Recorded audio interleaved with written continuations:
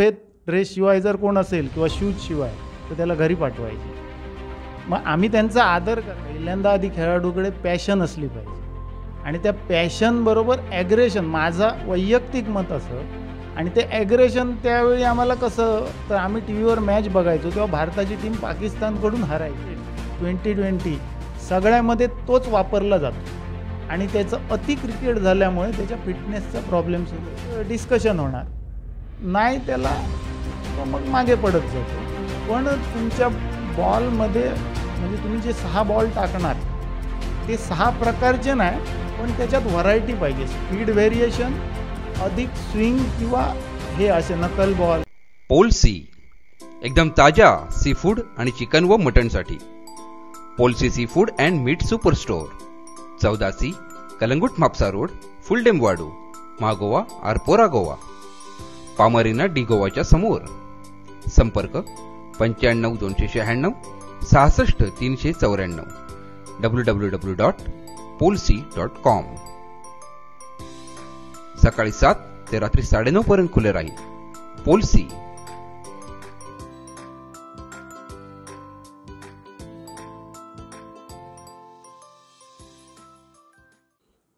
नमस्कार.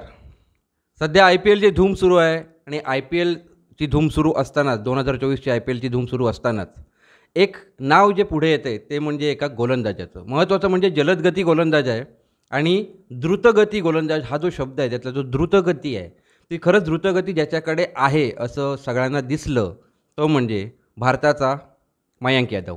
लखनौ सुपर जायंट्सकडून तो खेळतो आहे आणि या दरम्यान तो खेळत असताना आता एक इथे या संदर्भात बोलायला एक आपल्यासोबत मालवणचे द्रुतगती गोलंदाज संदीप शिरोडकर, ज्यांना मार्शल असं म्हणलं जातं, मार्शल म्हणून ते जास्त ओळखले जातात, ते आपल्यासोबत आहेत. मार्शलजी, तुमचं आपले सिंधुनगरी न्यूजवर स्वागत आहे. नमस्कार. आता आपण त्यांची ओळख करून देताना जेव्हा तुमचं पहिलं सांगितलं, आता आपण मयांककडे वळूयाच. त्याआधी मला मार्शलजी तुम्ही सांगा की तुमचं मार्शल हे नाव पडायचा जो हे आहे, मुख्य जी गोष्ट आहे ती तुम्ही जरूर सांगावी, कारण माल्कम मार्शलवरूनच ते आलेलं असणार. बऱ्याच जणांना ते माहीत नसावं कदाचित, की म्हणजे लहान मुलंसुद्धा त्यावेळी मला विचारायची की तुमचं नक्की नाव काय, संदीप शिरोडकर की मार्शल. तर मी त्यांना मजेत सांगायचो तुम्हाला जे आवडेल ते म्हणा. तर ह्या नावाची म्हणजे इतिहास असा की त्यावेळी टोपियल हायस्कूलच्या मैदानावर शशी पै, सुनील मयेकर, इरफान शेख असे संध्याकाळची प्रॅक्टिस करायचे आणि त्यांच्याच बाजूला आम्ही छोटे छोटे खेळायचो.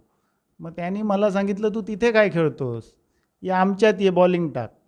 आणि त्यांच्यात येऊन मग मोठ्यांच्यात बॉलिंग, मी तेव्हा 8वी 9वीत होतो, बॉलिंग टाकायची, पण मला ती आवड, अगदी पूर्ण आपल्या ताकदीने टाकायचं. मग माझी ती ॲग्रेशन बघून आणि माझा रंग थोडासा काळा असल्यामुळे आणि त्यावेळी मार्शल हा नाव खूप प्रसिद्ध होतं.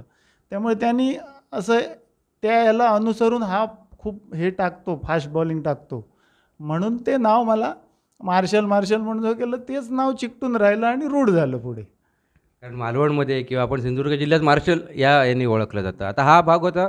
त्यानंतर तुमचं व्यक्तिमत्व आहे ते जर विचार करता गंभीर व्यक्तिमत्व आहे, म्हणजे कुठल्याही गोष्टीकडे तुम्ही, कारण गोलंदाजीचा तुमचा जो काळ होता जेव्हा तुम्ही तुमच्या युवा वयात, तेव्हा तुमचा मैदानावरचा वावर अतिशय शिस्तबद्ध होता हे पाहिलेले आहेत सगळेजण. मग ती एक आवड वेगळी आणि त्याच्याबरोबर लेदर बॉल क्रिकेटमधली शिस्त, हा भाग तुम्ही कुठून शिकलेला? शिस्त हा मालवणचे सगळे सिनियर, लीला अडकर असू दे, दत्ता अडकर असू दे किंवा दत्ता बांदेकर, ह्यांनी जी मालवण क्रिकेटची जी परंपरा चालू ठेवली होती. आणि म्हणजे त्यातलं एक उदाहरण म्हणजे माझ्याबरोबरच्या सगळ्यांनाच ते माहीत असेल की आमची मॅच असली तरी आवर्जून दत्ताजी हडकर तिथे हजर असायचे आणि कोण जर म्हणजे सफेद ड्रेसशिवाय जर कोण असेल किंवा शूजशिवाय तर त्याला घरी पाठवायचे. मग आम्ही त्यांचा आदर करायचो आणि मालवणच्या ह्याच्यासाठी म्हणजे जी परंपरा आहे ती तशीच चालू राहण्यासाठी ती आम्हाला शिस्त लागली. आणि त्याचं पूर्ण श्रेय हे मालवणचे जे सिनियर क्रिकेटर ज्यांनी आम्हाला शिकवलं किंवा गाईड केलं त्यांच्यामुळे ती शिस्त आमच्या अंगात आली. जलदगती गोलंदाजी म्हणजे आता खूपदा लहानपणी असं होतं की त्याचसोबत तुम्ही अष्टपैलू म्हणून सुद्धा प्रसिद्ध आहात, की कडक याने खेळावं, म्हणजे बॉडी आपली कडक असावी असं तुमचं नेहमी त्यावेळी सांगणं असायचं. मग तो जो फलंदाजीमधला जो भाग होता, कारण कारण गोलंदाजीच्या नंतर कधीतरी अशी वेळ यायची तुमच्यावर की फलंदाजीलाही तुम्हाला किल्ला लढवावा लागायचा. त्यावेळी फलंदाजीच्या टिप्स कोणाकडून घ्यायच्या? कारण गोलंदाजाला टिप्स फार कमी जण देतात, कारण त्याच्या गोलंदाजीचं दुर्लक्ष होऊ नये त्याचं म्हणून. मग फलंदाजीला तुम्हाला टिप्स कोणी दिल्या होत्या? त्याचं असं झालं की पहिल्यांदा आधी खेळाडूकडे पॅशन असली पाहिजे आणि त्या पॅशनबरोबर ॲग्रेशन, माझं वैयक्तिक मत असं. आणि ते ॲग्रेशन त्यावेळी आम्हाला कसं, तर आम्ही टी व्हीवर मॅच बघायचो तेव्हा भारताची टीम पाकिस्तानकडून हरायची. कमी कशात पडायची? तर त्यांचं ॲग्रेशन जे आमच्यावर भारी पडायचं. मग तेव्हा मी शिकलो की तुमच्याकडे ॲग्रेशन पाहिजे, तुम्ही झोकून दिलं पाहिजे. म्हणून मी नेहमी सगळ्यांना आणि आतापर्यंतही सांगतो. आणि पण जलदगती गोलंदाजाला ह्या इंजरी ज्या असतात, दुखापती होतातच. मग दुखापती झाल्यानंतर तो त्या मॅचमध्ये गोलंदाजी करू शकला नाही तरी संघाला आपला काहीतरी सहभाग असला पाहिजे. किंवा कधीकधी 5-6 विकेट गेल्यानंतर त्याच्यापर्यंत फलंदाजी करण्याची वेळ येते. मग त्यावेळी तुम्हाला असं होता कामा नये की याला काय एकसुद्धा रन्स काढता येत नाही. मग त्याच्यासाठी प्रयत्न करून, म्हणून मग मी त्याचा पण हे करून, सराव करून किंवा अभ्यास करून फलंदाजीत पण प्रावीण्य मिळवलं. आता आपला जो विषय आजचा आहे मयंक यादव, हे तुमच्याशी खास करून तुमच्याशी बोलतोय, कारण आता मयंक यादवची तुम्ही गोलंदाजी पाहिली आहे एवढा कन्सिस्टंटली. म्हणजे आधुनिक काळात, पूर्वी काही मुंबईला गोलंदाज होते पण तेव्हा ते मोजायचं यंत्र नव्हतं असं म्हणतात, की बरोबर आपल्याकडे तेव्हा सुविधा नव्हत्या की मुंबईत एवढे गोलंदाज होते पूर्वी की जे 155-160 टाकायचे. पण आता जेव्हा मोजमाप यायला लागलं आणि सगळ्यांना ते कळायला लागलं तेव्हापासून हा 155-157 कंटिन्युअस हिट करतोय. वैशिष्ट्य आहे याचं की आगरकर होता आपल्याकडे 148 आणि 150 कंटिन्युअस हिट करायचा, पण तरीही आगरकर थोडा स्वैर वाटायचा, म्हणजे कधीतरी स्वैर व्हायचा. आता या मयंकचे जेवढा आता खेळला आहे आता त्या दरम्यान, कारण IPL म्हटलं तरी आता आपण किती म्हटलं तरी प्रेशर आहेच त्याच्यात, कोट्यावधी लोक बघतायत. मग ह्या गोलंदाजाची गोलंदाजी बघितल्यावर तुमचं एक पहिली प्रतिक्रिया काय होती? नाही, आनंद वाटतो की भारतीय खेळपट्ट्यावरती प्रॅक्टिस करून एखादा जर जलदगती गोलंदाज तयार होत असेल जागतिक दर्जाचा तर खूप बरं वाटतं. पण त्यामध्ये सातत्य टिकवणं फार कठीण आहे असं मला वाटतं. की जलदगती गोलंदाजाला फिटनेस हा खूप महत्त्वाचा भाग आहे. त्याच्याबरोबर आताच्या ह्या झटपट क्रिकेटमध्ये तुमची ॲक्युरसी महत्त्वाची आहे आणि ती टिकवणं, नुसतं 1 वर्ष किंवा 6 महिने तुम्ही 157-150ने टाकलात तर टिकावं लागणं खूप कठीण आहे असं माझं वैयक्तिक परखड मत आहे. त्याने फिटनेस आणि अचूकता जी बुमरासारखी जर अचूकता असेल तर थोड्या पेसमध्ये कॉम्प्रोमाइज करून सुद्धा चालू शकेल असं मला वाटतं. ह्याच आता आपण तांत्रिक मुद्द्याकडे येताना, आता नॉर्मली त्यांनी आता नवीन बॉल आणि जुना बॉल, मी मुद्दाम नवीन बॉल तुमच्याकडे येतो आहे, आत्ताची त्याची जी ग्रीप बघितली आहे ती थोडा तो आपण इथे धरतोय तो, तुमची ग्रीप कशी होती ती तुम्ही मुद्दाम दाखवावी प्रेक्षकांना. आता मी ह्यामध्ये सांगण्यापेक्षा आता यूट्यूब किंवा याला एवढे सिनियर फास्ट बॉलर हे याबाबत मार्गदर्शन करतात. मागेच मीच स्वतः एक ह्याचा व्हिडिओ बघितलेला वसीम अक्रमचा. त्यावेळी त्यांनी दाखवलेलं की बॉल हा तुमच्या हातामध्ये इझी, म्हणजे तो कुठेही असा चिकटून असता कामा नये. इझिली बॉलचा रिलीज महत्त्वाचा असतो आणि त्या बॉलच्या रिलीजसाठी तुमच्या हातात बॉल अगदी सहजगत्या सुटण्यायोग्य असला पाहिजे, हे त्यातलं महत्त्वाचं. आणि जर तुमच्या ॲक्शन किंवा बॉल कसा पकडतं ह्या बाबतीत जर म्हणायचं झालं तर हे सगळं पुस्तकी ज्ञान झालं. आमचे तोरगलकर सर नेहमी सांगायचं, मी त्यांना विचारायचो, सर भालाफेकीची आदर्श ॲक्शन कुठची? तेव्हा त्यांनी मला एक सांगितलेलं गमतीने, अरे तू उद्या ऑलिम्पिक मेडल मिळवलंस, गोल्ड मेडल, की तुझी ॲक्शन असेल ती ग्राह्य धरली जाणार. त्यामुळे बॉल हां अर्थात लेदर बॉल शिलाई त्याला असल्यामुळे आपल्या टेनिस बॉलसारखं नसतं, त्यामुळे सीम पोझिशन धरूनच टाकावा लागतो. पण त्यात परत तो बॉल असाच पकडावा असं स्पेसिफिक गरजेचं नाही आहे. प्रत्येकाला जे सुटेबल असेल आणि ज्या पद्धतीने तो त्याला स्विंग करता येत असेल ते चालू शकेल. तुमचा जो उमेदीचा क्रिकेटचा काळ होता त्यामध्ये स्विंगला महत्त्व फार होतं. मग तुमच्यासोबत मी जे पाहिले त्या दरम्यान एका बाजूने तुमची गोलंदाजी, एका बाजूनी नंदू देसाई असा जो एक काळ होता की जो ते तुम्हालाही ज्येष्ठ होते पण ते कधीतरी ते यायचे जेव्हा क्लब मॅचेस नाही यायचे तेव्हा तो जेव्हा एकीकडे त्यांचा भन्नाट स्विंग आणि तुमच्याकडची अचूकता आणि तो जो थोडा वर काढणे आपण जो बॉल म्हणतो बाउन्स जो म्हणतो तेव्हा जेव्हा फलंदाजांची त्रेधाची रिपीट उडायची ते बघून आणखीन ॲग्रेशन वाढतं का? म्हणजे विकेट हेच औषध आहे का आपल्याला असं विचारायचं कारण म्हणजे ॲग्रेशन वाढण्यासाठी यश म्हणजे मिळालंच पाहिजे हे गरजेचं आहे का? गोलंदाजाचा फलंदाजावर वचक असला पाहिजे की त्याला समाधान मिळतं. भले विकेट पडली नाही त्याला, पण त्याला जर लागोपाठ 1 किंवा 2 जर बाउंड्री बसल्या तर तो त्याचा पराजय असतो. तोच जर त्याने मेडन ओव्हर काढली, भले त्याला विकेट पडली नसली तर तो त्याचा जय असतो. आणि त्यात जर तो बॅट्समनला बीट करू शकला तर तो आणखीन मोठा विजय असतो. आता विकेट हे कधी कधी काय असतं की थोडा नशिबाचा भाग असतो त्याच्यात. त्यामुळे हावी होणं म्हणतात, तुम्ही बॅट्समनवर हावी झाला पाहिजेत आणि बॅट्समन तुम्हाला घाबरले पाहिजेत. ही जी भावना असते ना त्याचाच त्याला मनातून आनंद होत असतो. मैदानावरचं ॲग्रेशन आपण म्हणूया, म्हणजे हा तुम्ही एक मंत्र वेगळा सांगितला आता की विकेट हा भाग वेगळा आहे पण हावी होणं प्रेक्षकांना जे आता गोलंदाज ऐकत असतील ते नक्कीच या वाक्याचा आनंद नक्कीच ते आणखीन घेतील, या मंत्राचा आनंद घेतील. आता जेव्हा आजच्या सोशल मीडियाच्या काळामुळे जसं तुम्ही आता मगाशी सांगितलं की यूट्यूबवर वसीम अक्रम यांनी सांगितलेलं आहे तसंच त्याच्या गोलंदाजीबद्दलची विविध लोकांच्या आता प्रतिक्रिया सुरू झाल्या आहेत.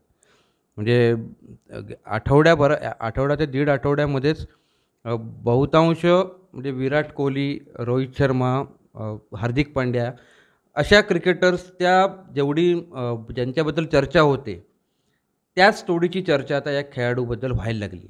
मग आता कधीकधी यश किंवा कधीकधी ही चर्चा हे दडपण झेलण्यासाठी त्यांनी काय करावं? कारण काय हे दडपण आहेच, चर्चा व्हायला लागली, अचानक व्हायला लागली आहे. जर तो 2 वर्ष खेळतोय दिल्लीकडून, नाही असं नाही, पण तेव्हा झाली नाही, आता आठवड्याभरात व्हायला लागली आहे. तुमचं जर एम क्लिअर असेल तर तुम्हाला काय दुसरं दिसतच नाही. तुम्हाला दडपण किंवा मॅचेस ह्याचा त्याच्यावर काही परिणाम होत नाही.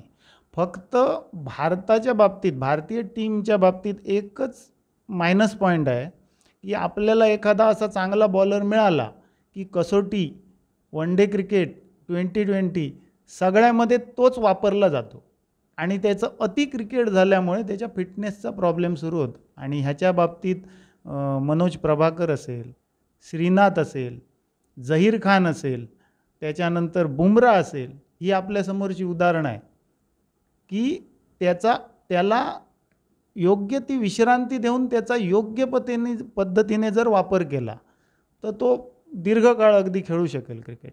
आणि त्याला योग्य सिनियर जे आपले बॉलर्स आहेत त्यांनी या बाबतीत योग्य ते मार्गदर्शन केले तर तो आणखी ह्याच्यापेक्षा चांगली गोलंदाजी टाकू शकेल, असं माझं मत आहे. जेम्स अँडरसनची नेहमी चर्चा होते, 42व्या वर्षी पण खेळतोय, पण तो कसोटीच खेळतोय. म्हणजे त्याला आजही तुमच्याही म्हणजे आपण सगळे मानतो की IPL असेल, T20 असेल किंवा कुठलंही क्रिकेट आहे, पण अजूनही कसोटी क्रिकेटचा जो सन्मान आहे तो वेगळाच आहे. आणि लाल बॉलचा जो जे क्रिकेट आहे, मग रेड बॉल क्रिकेट मालवणसाठी, म्हणजे आता मालवणच्या आपण विचार करता तर मालवणसाठी किंवा सिंधुदुर्ग जिल्ह्यासाठी तुमचे आगामी काय संकल्प आहेत किंवा काय योजना आहेत? मी आता असं ठरवलेलं आहे की मी जे शिकलो, मला सिनियरनी त्यावेळी एवढं काय कोचिंग वगैरे नव्हतं, पण माझ्या सिनियरकडून जे मी शिकलो आणि मी जे 20 वर्ष क्रिकेट खेळून जे मला अनुभव आणि जी माझ्याकडे शिदोरी आहे ती पुढे पास ऑन करायची. मग त्याच्यासाठी मी आता कोचिंग करायचं ठरवलेलं आहे आणि गेल्या वर्षीपासून मी सुरूच केलेलं आहे कोचिंग. की रेनॉल्ड बुतेलो माझा मित्र त्याने मला विनंती केल्यामुळे एक अंडर 19च्या मुलींच्या टीमला मी कोचिंग केलं. त्यांनी डिस्ट्रिक्ट विनसुद्धा झाल्या त्या. तर आता बोर्डिंग ग्राउंड मैदानावर आपल्या नेट उपलब्ध झालेली आहेत. जयंत गौंडेंनी मला सांगितलेलं आहे की तू सुरू कर म्हणून, आम्ही आहोत तुझ्याबरोबर. आता ह्या सुट्टीमध्ये मी कोचिंगला सुरुवात करणार आहे आणि माझ्याकडे जे आहे आणि माझ्या बरोबरीचे जे सिनियर आहेत त्यांच्या ज्ञानाचा पुढच्या पिढीला उपयोग होईल अशा पद्धतीने कोचिंग करण्याचा मी प्रयत्न करणार आहे. आता प्रशिक्षणादरम्यान की आजही आपल्याकडे बारमाही प्रशिक्षण, मी बारमाही मुद्दाम म्हणतो आहे की बाकीच्या ठिकाणीसुद्धा जरी पाऊस वगैरे असला तरी आता काही इंडोर सुविधा झालेल्या आहेत किंवा ट्रेनिंग जे म्हणतात, शारीरिक ट्रेनिंग जो असतो त्या संदर्भातल्या पण सुविधा झालेल्या आहेत. मग अशावेळी काय करावं की जेव्हा क्रिकेटिंग मोसम नसतो त्यावेळी तुमच्या म्हणजे तिथे तुम्ही सांगणार असालच, नाही म्हणत नाही, या कोचिंगचा जरूर ज्यांनी ऐकतात त्यांनी लाभ घ्यावा, त्यांच्या मुलांनी किंवा मुलींनी लाभ घ्यावा. पण मी मेंटली एक विचारतो की खूपदा खेळाडूकडे काय असतं, क्रिकेटर हा फुल टाईम क्रिकेटरकडे आणि त्याला काही येतं आहे की नाही हा प्रश्न नसतो, कारण त्यांनी एक टार्गेट ठेवलेलं असेल. तर मग जेव्हा क्रिकेट नसतं तेव्हा काय करावं? म्हणूनच मी पहिल्यांदा काय सांगितलं, पॅशन म्हणजे त्याला आवड, त्याला कुठचाही एक खेळ, क्रिकेटच असं नाही, त्याला तोच खेळ त्याच्यात म्हणजे तो पॅशनेट असला पाहिजे त्या खेळाच्या बाबतीत. मग तो वर्षभर 24 तास त्याचाच विचार करणार आणि त्यासाठी लागणारं मग ते सगळं तो करणार. जरी पावसाळा असेल, प्रॅक्टिस करू शकत नाही, घरच्या घरी म्हणजे इंडोर खूप फिटनेस करता येतो आणि पॅशनबरोबर फिटनेसही फार महत्त्वाचा असतो. तुमचा फिटनेस नसेल तर तुम्ही आधी जर तुमची तंदुरुस्ती असेल तरच तुमचं ग्राउंडवरचं वागणं हे अगदी सहज असेल. नाहीतर तुम्ही एक मॅच खेळल्यानंतर दुसऱ्या मॅचला उभेच राहू शकणार नाही. त्यामुळे फिटनेस हा कंपल्सरी आहे आणि जेव्हा रिकामी वेळ असतो, जेव्हा पावसाळा असतो याचं, त्यावेळी फिटनेस जास्तीत जास्त. आणि आता तर मशिनरी झालेल्या आहेत, म्हणजे तुम्ही एखाद्या जिममध्ये जॉईन होऊन त्याच्याकडून गाईड करून त्या खेळाला आवश्यक ते एक्झरसाईज तुम्ही करू शकतात आणि त्याचा फायदा तुम्हाला निश्चितच मैदानावर. पण फिटनेस मस्ट, माझं म्हणणं आहे. पॅशनबरोबर पहिलं तुमचा फिटनेस तुम्ही करून शरीर रेडी केल्याशिवाय तुम्ही ग्राउंडवर उतरताच कामा नये. मग आता तुम्ही धन्यवाद, तुमचा वेळ दिलात. आणि मग एक प्रश्न मला राहिला की स्क्रॅम्बल सीम हा प्रकार आला आहे आता, म्हणजे असा टाकायचा थोडक्यात, सीम न धरता असा टाका. मोहित शर्माचं एक आता जो त्याचीसुद्धा चर्चा होते की भले आता तो आंतरराष्ट्रीय क्रिकेट खेळेल की नाही माहीत नाही, पण एक पॅशन जसं म्हणलं तुम्ही त्या पद्धतीने त्याची झाले. तर तो स्क्रॅम्बल सीमचा वापर होतो आहे. बॅक ऑफ द हँडचे वापर आता कमी झालेत, तसे काही अगदी क्वचित टाकतात, कारण तो पण आता ओळखायला लागलेत सगळे. मग स्क्रॅम्बल सीमबद्दल तुम्ही काय सांगाल की बाबा ही जी सीमला न पकडून म्हणजे हा भाग जिथे जेव्हा पडतो आहे ग्राउंडवर, तर ह्या गोलंदाजीबद्दल काय सांगाल? ना, मी मगाशी म्हटलं त्याप्रमाणे की नवनवीन टेक्निक्स येत राहणार. नकल बॉल किंवा स्पिन गोलंदाजीमध्ये दुसरा, हे येतच राहणार आणि हे एक्सपेरिमेंट सध्याच्या काळात गरजेचेच आहेत की तुम्ही रेग्युलर नुसता, मगाशी म्हणून मी म्हटलं ॲक्युरसी बरोबर ह्या पण गोष्टी महत्त्वाच्या आहेत. नुसतं स्पीड असून तुम्हाला चालत नाही किंवा नुसता ऑफ ब्रेक, नुसता लेग ब्रेक बॉलर चालत नाही. आता तुमच्याकडे व्हरायटी ऑफ बॉल्स पाहिजेत आणि जसं बॅट्समन आपल्या शैलीमध्ये बदल करतात तसा बॉलरनीसुद्धा आपापल्या शैलीमध्ये किंवा व्हरायटी ऑफ डिलिव्हरीजमध्ये हे केलेलं आहे आपल्याला स्वतःला. आणि त्याच्यातलेच हे प्रकार आहेत आणि हे प्रयोग करत राहणार. जो सक्सेस होईल त्याची डिस्कशन होणार, नाही त्याला तो मग मागे पडत जातो. पण तुमच्या बॉलमध्ये म्हणजे तुम्ही जे 6 बॉल टाकणार ते 6 प्रकारचे नाही, पण त्याच्यात व्हरायटी पाहिजे. स्पीड व्हेरिएशन, अधिक स्विंग किंवा हे असे नकल बॉल किंवा स्क्रॅम्बल हे सीम, हे चालूच राहणार. ह्याच्यात आणखी काय काय येईल हे सांगता येत नाही. खूप धन्यवाद संदीपजी, तुम्ही तुमचा वेळ दिलात. आणि आगामी ज्या प्रशिक्षण शिबिर असेल, आपण आपले सिंधुनगरी न्यूजवर त्याची माहिती आपण देतच राहू आम्ही, की कधी तुमच्या तारखा वगैरे त्याची त्या संदर्भात आपण सांगतच राहू. आणि तुमचा वेळ दिलात म्हणून खरंच मनापासून धन्यवाद. धन्यवाद. आणि बोलण्यासारखं खूप आहे, परत कधीतरी बोलू. कारण क्रिकेट हा म्हणजे अगदी आमची पॅशनच होती, पण त्यावेळी व्यासपीठ नव्हतं. आणि आता म्हटल्याप्रमाणे की व्यासपीठ म्हणजे यूट्यूबवर तुम्ही बघू शकता, लाईव्ह मॅचेस बघू शकता, अधिक कोच झालेले आहेत, त्याचा फायदा घेऊन तुम्ही आपलं करिअर घडवू शकता. आणि पालकांना विशेषतः माझी म्हणजे जे बघत असतील याच्यातून एक रिक्वेस्ट आहे की तुमच्या मुलात जर स्पार्क असेल तर तुम्ही त्याला जरूर आपल्याकडून म्हणजे स्वतःकडून जे होईल ते सहकार्य करून त्याला प्रमोट करा. खूप धन्यवाद. आपण IPL आणि क्रिकेट लेदर बॉल क्रिकेट संदर्भात आपण आपले सिंधुनगरी न्यूजवर बोलतच राहतो आहे किंवा विविध प्रकारे आपण काय बोलतच राहू. आणि याच्या पुढच्या पण सुद्धा काही मुद्दे असतील तेव्हा आपण संदीपजींना नक्कीच पाचारण करू आपल्या स्टुडिओमध्ये किंवा ते जिथे असतील तिथे जाऊन त्यांच्याशी संवाद साधायचा आपण नक्कीच प्रयत्न करू. तुम्ही बघत राहा आपले सिंधुनगरी न्यूज.